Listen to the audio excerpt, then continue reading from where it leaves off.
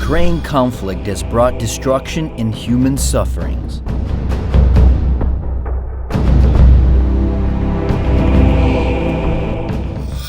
For over nearly 6 months, it has been linked to growing global food and energy crises.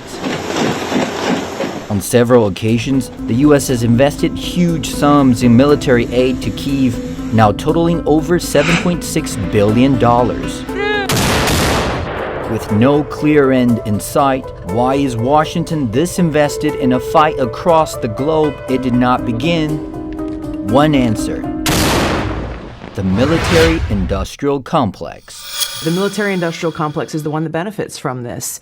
They clearly control the Biden administration. Warmongers on both sides in Washington have been drumming up these tensions. The military-industrial complex starts to make a ton of more money than they have been in fighting al-Qaeda or making weapons for al-Qaeda. And who pays the price? The American people pay the price. The Ukrainian people pay the price. The Russian people pay the price. It undermines our own national security. But the military-industrial complex that controls so many of our politicians wins, and they run to the bank.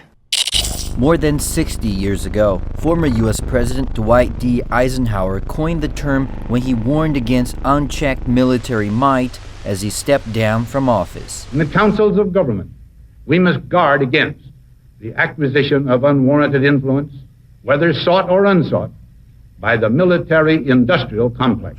Broadly, the term refers to the often comfortable relationship between government entities responsible for national security and businesses in the defense industry. Politicians get the weapons their fights require and a chance to further their political interests at home or abroad, while the defense companies are ensured lucrative business deals often worth billions of dollars. In more blatant terms, it is war for profit. While not an American invention, it has come to define U.S. foreign policy ever since Eisenhower's warning. And stoking geopolitical tensions in the name of peacekeeping is big business. In 2020, then-President Donald Trump ordered the assassination of top Iranian general Qasem Soleimani. In the 24 hours after Soleimani's killing, the share value of the CEOs at the top 5 Pentagon contractors spiked by roughly $7 million as rumors of conflict spread. These top contractors, Lockheed Martin, Raytheon, Boeing, General Dynamics, and Northrop Grumman, have all been on the Fortune 500 list of most valuable companies every single year since the first edition in 1955.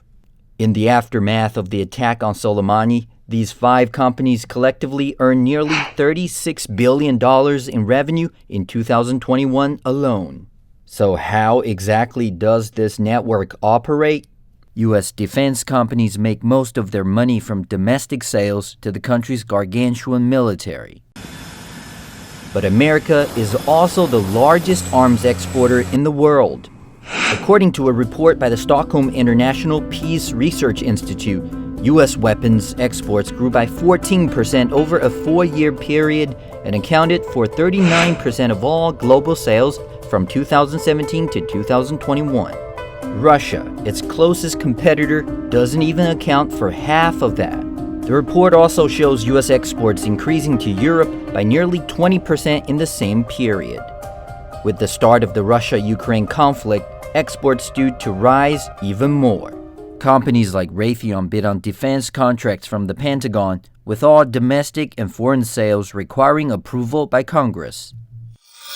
Basically, we're out of money. And so that's why today, in order to sustain Ukraine as it continues to fight, I'm sending Congress a supplemental budget request. It's going to keep weapons and ammunition flowing without interruption to the brave Ukrainian fighters. As a result, these firms have adopted a multi-pronged approach to try and get as much support in Congress as possible. Public Citizen reveals the defense giants gave $10.2 million to members of the House and Senate Armed Services Committees prior to their votes this June to increase overall defense spending. Subsequently, the committees voted to increase the Pentagon budget for the coming fiscal year by an additional $37.5 billion in the House and $45 billion in the Senate. The report illustrates that the majority of these campaign contributions went to members who voted to increase the Pentagon budget. What's more, a vote in favor could mean a contribution triple the size of a vote against. For most of the defense industry, their biggest source of business is the Department of Defense. So they kind of live and die with the defense budget. As it increases, their revenue increases. As it decreases, their revenue decreases. If buying loyalty fails, they have another weapon in their strategic arsenal. One thing most lawmakers support is job creation in their home states. So many major U.S. firms spread their operations across as many states as possible. Take a look at the F-35 project by Lockheed Martin. According to their website, this warplane represents more than 254,000 jobs across 45 states. As divided as American politicians are these days, conflict is often one topic that receives broad bipartisan support in Congress. Lockheed Martin also uses subcontractors in at least 10 other countries, not to mention the more than a dozen allied countries that have placed orders for the jet for militaries of their own.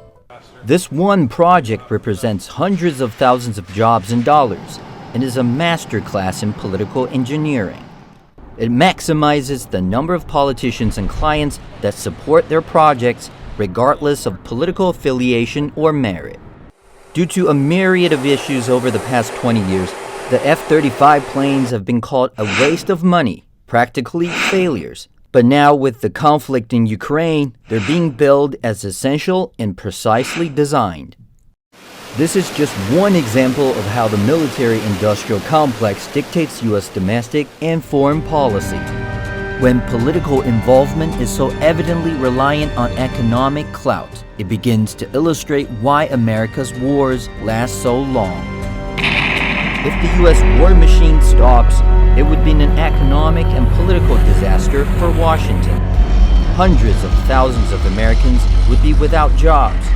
The military-industrial complex would lodge its own wars on Washington, and the United States' international relationships would be put to the ultimate test.